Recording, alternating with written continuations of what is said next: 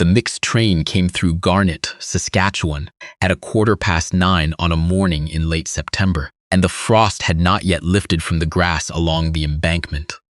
There was one passenger car. There was one passenger. She came down the iron steps with a canvas bag over one arm and a roll of oilcloth under the other, the kind of roll that contains tools rather than maps. She was perhaps 28 or 30, and she stood on the cinder platform in the particular way of someone who has surveyed difficult ground before and found it workable. Her coat was dark wool, buttoned to the collar. Her boots were broken in but not broken.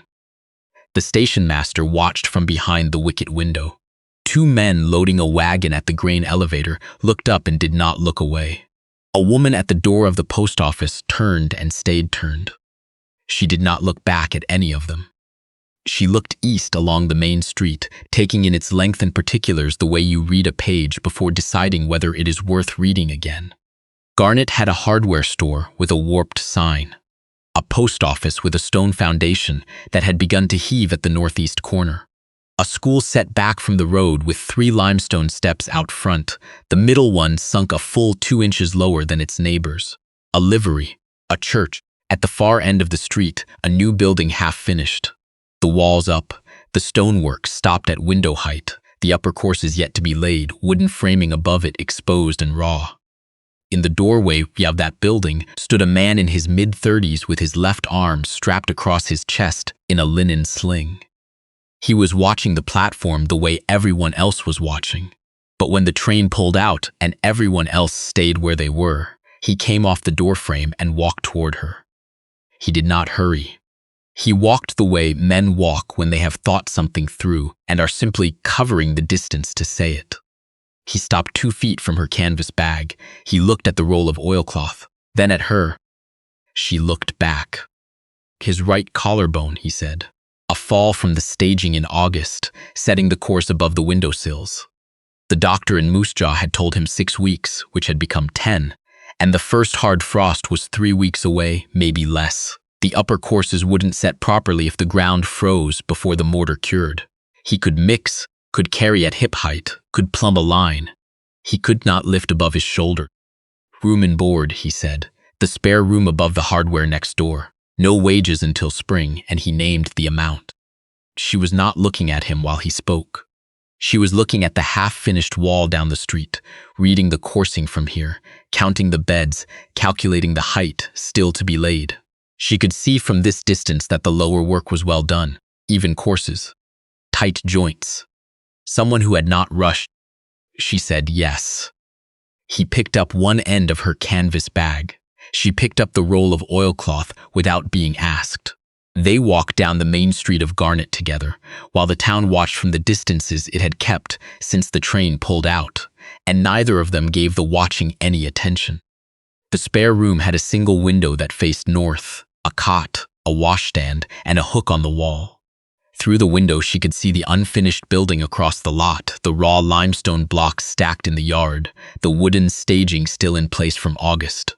She set the roll of oilcloth on the cot and unrolled it, her father's chisels nested in their loops of leather, a pointing trowel worn smooth at the handle from years of use, a line level, a folding rule, a short spirit level she had made herself from a section of box alder, and a glass tube her father had ordered from a catalog and never let anyone else touch.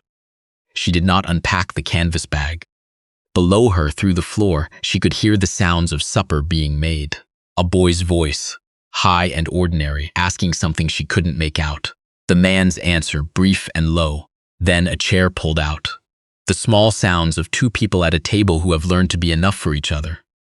She sat on the cot and listened to the life below the floor, not with particular attention, with the body's simple awareness of what is present. The boy's voice came again. She heard one word clearly. Upstairs, he was asking about whoever was in it. The man's answer was too quiet to carry through the boards. She lay down without unpacking anything else and looked at the pine ceiling and thought about the coursing still to be laid and was asleep before the lamp downstairs went out. She was mixing mortar before the light had fully come up. The sky was pale and the prairie to the west was the color of old bone, and the town had not yet begun to move. She found the sand pile under the staging, the lime stacked and tarped against the wall, the water barrel at the corner. She worked by the proportion her father had taught her. 3 sand to 1 lime, adding water slowly the way you add anything irreversible. Too wet and the mortar crept. Too dry and it cracked in the first freeze. Her father had said this once and had not felt the need to repeat it, which was how he communicated things he considered permanently true. The boy appeared at the corner of the building, without any sound of approaching. He was 8, maybe 9, wearing a coat slightly too large for him, his boots unlaced at the top. He stood and looked at the mortarboard, and at her, and at the mortarboard again, with the expression of someone deciding whether this version of a known operation is being done correctly. His name, she would learn, was Bram. "What color is it supposed to be?" he said. Not a shy question, not a performance of boldness either. Just a child who had learned that asking was faster than guessing. She held the trowel out so he could see the mortar on the blade. "Like this," she said. "Thick enough to hold its shape, thin enough to move when you press a stone into it." He studied it. "Can I touch it?" She nodded. He pressed a finger in and pulled it out and looked at the impression it left. "It's warmer than I thought," he said. She handed him the trowel. "Tell me where it feels different than it should," she said. He pressed the flat of the blade in at several places and reported back with the seriousness of a small professional. She did not smile at this, but she was aware of a warmth that had nothing to do with the lime. It was only then that she noticed the man. He was standing at the corner of the building in his coat, his good hand holding a mug of coffee, watching them with the particular stillness of someone who is seeing something he had not expected and does not want to interrupt. She turned back to the board. "Come back when the light's better," she said to Bram. "I'll show you how to set the line." He went. The man said nothing about what he'd seen. She had expected something at breakfast, a nod, a word, and nothing came. He set the porridge on the table and poured the coffee and sat across from his son while Bram talked about the mortar. He listened. Occasionally he looked up. When he looked up, he did not look at her. She took this as its own kind of information and let it go. By her 8th day, she had found her sequence. She began each morning at the lowest unset course and worked upward 1 bed of mortar at a time. Each stone chosen before it was lifted, weight, face, fit, so that when it went in correctly. She did not rush. Rushing was how you got voids, and voids were how you got water. And water was the whole conversation you'd be having in 10 years when the foundation cracked and someone needed to know why. On the 6th morning, the man came out with his coffee and stood at a distance and watched her set a course. She was aware of him without turning. She picked a stone, turned it, fitted it to the bed, tapped it twice with the mallet to seat, checked the line, moved to the next. He went back inside without speaking. That afternoon, she noticed something had changed in the sounds from below. There had been a particular quality to the pause that happened whenever she lifted something heavy. A brief stillness in whatever work he was doing, a half-second catch in the rhythm of it, as though he were bracing. She had catalogued it without meaning to and understood what it meant. He had seen stonework done badly. He had been listening for the sound of something going wrong. On the afternoon of the 6th day, the pauses stopped. She noticed. She did not comment. She saw the post office wall on a Thursday, coming back from the water pump at the far end of the street. She did not stop to examine it. She read it as she passed the way you read a mistake in a sentence you are not responsible for correcting, but cannot stop seeing. The mortar in the lower joints had gone to powder. Too many winters working it out grain by grain. The stones no longer bonded but merely leaning against each other on habit. Someone had painted the wall some years ago, and the paint had held the joints together longer than it should have. Now the paint was coming away in curls at the base. She said nothing. She went back to her work and finished the course she was on and spent the rest of that evening in the spare room with the folding rule and a scrap of paper, working out what the repointing would require in terms of lime and time. She had not been asked to do it. There was no one to ask. On Sunday morning, while the man and Bram were at church and the main street lay quiet in the particular way only Sunday allows, She brought her pointing trowel and the smallest of her father's chisels and a bucket of fresh mortar to the post office wall and worked from the corner outward, raking the dead material and packing the new. It was straightforward work, patient work, the kind that does not announce itself. She was finishing the last section when she heard the door open. The woman who kept the post office stood in the frame, still in her good coat, come back from the service earlier than expected. The boy had told her on the second day, with the authority of someone explaining the town's essential geography, that her name was Mrs. Hollis. Mrs. Hollis stood and looked at the repointed section of wall, at the gray of the new mortar against the older stone, at the woman kneeling at the base course with a trowel in her hand. Neither of them spoke. A wagon passed at the far end of the street. A magpie crossed the roof of the livery and was gone. Then Mrs. Hollis went back inside. She packed up the bucket and the tools and walked back toward the building. She had covered half the distance when she heard the post office door open again. She did not turn around. She heard footsteps on the new boardwalk, and then a tin cup was set down on the corner post of the hardware fence beside her, and the footsteps went back. She stopped. The cup held tea, still steaming, with a small cloth folded under it so the tin wouldn't burn her hands. She looked at it for a moment. She picked it up.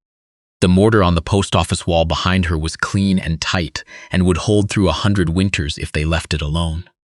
She drank the tea standing up in the thin October sun and did not move until the cup was empty. The freeze came on a Tuesday, a sharp thing that arrived overnight with a wind from the northwest and left the puddles in the street plated with ice by morning. The temperature dropped 12 degrees before noon.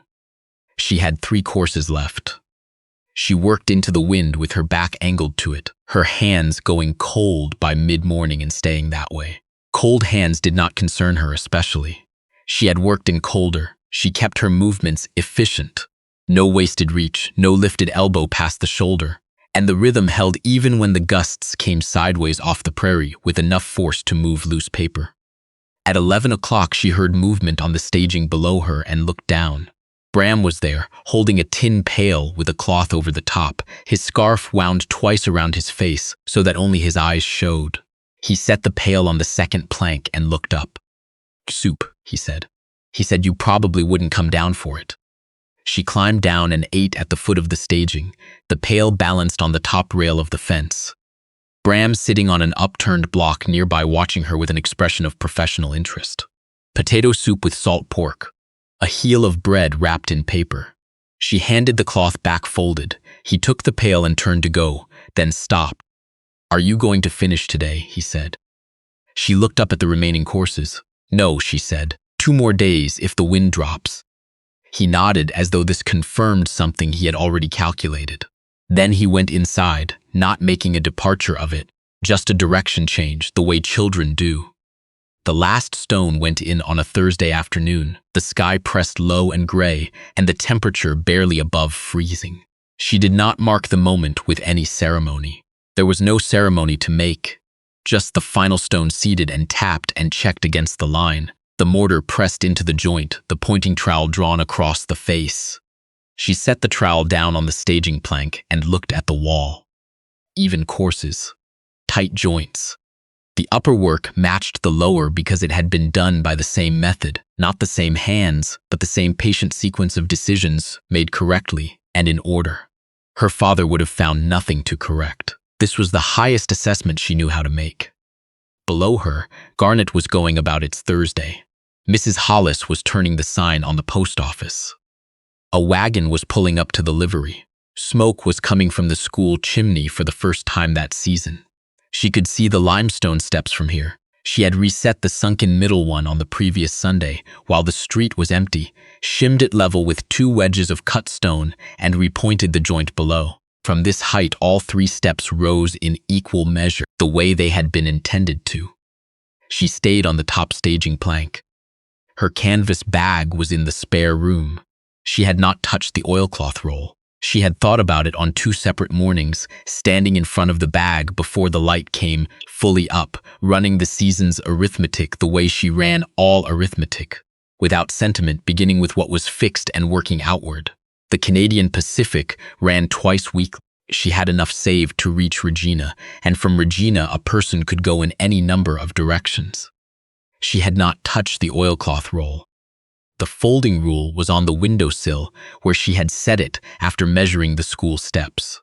Her father's chisels were still in their loops of leather. She had not moved any of it toward the bag, and she understood now, sitting on the staging plank above the finished wall in the gray October air, that she had known for some time she was not going to. She heard the building door open below. She heard boots on the staging ladder, unhurried, deliberate, the particular tread she had learned to distinguish over 23 days from Bram's lighter step and from any other sound the building made. She did not turn. He came up over the top plank and crossed to where she was sitting.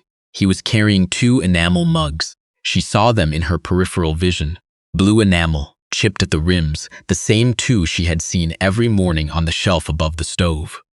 He lowered himself beside her without comment and set 1 mug between them on the plank. She picked it up with both hands. Coffee, still hot. She could feel the warmth of it through the enamel. Below, Bram appeared in the doorway of the building and looked up at the staging. He held 1 hand up, not a wave, more of an acknowledgement, and went back inside. The door closed. From the school, after a moment, she heard children's voices, scattered and high, the sound of afternoon recess carrying across the still air. A dog crossed the main street at a trot and disappeared between the hardware and the feed store. The smoke from the school chimney went straight up and then bent east in the high wind. He drank from his own mug. He did not speak. She had not expected him to. She thought of her father's hands, the way they had looked after 40 years of stone work. The knuckles enlarged, the palms calloused in the particular places that corresponded to particular tools. He had told her once that you could read a tradesman's hands the way you read a landscape. The wear told you what the ground had required of the person. She had been 17 and had not yet understood she was being taught something she would need later. She understood it now. She looked at her own hands around the mug. The enamel was warm against her palms. The feeling this gave her was not relief, exactly. It was closer to the feeling of pressing a stone into a correctly prepared bed and feeling its seat. A small, precise rightness, as though the space had been waiting for exactly this weight and had now received it. Not hope, something older than hope, recognition. The sun dropped behind the grain elevator to the west. The shadow came across the main street in a long blue line. The first star showed above the eastern tree line, where she had learned over 23 evenings to look for it first. She did not pick up her canvas bag that evening. The Prairie winter came in the 3rd week of October with the full weight it had been building since August. And by then her father's chisels had been cleaned and oiled and returned to their loops of leather and hung on the wall of the spare room on a wooden peg that Bram had hammered in for her one Saturday morning without being asked and without saying anything about it afterward. In the way she was beginning to understand that things were done here, without announcement, without ceremony, simply done and allowed to speak for themselves, the way good work always had.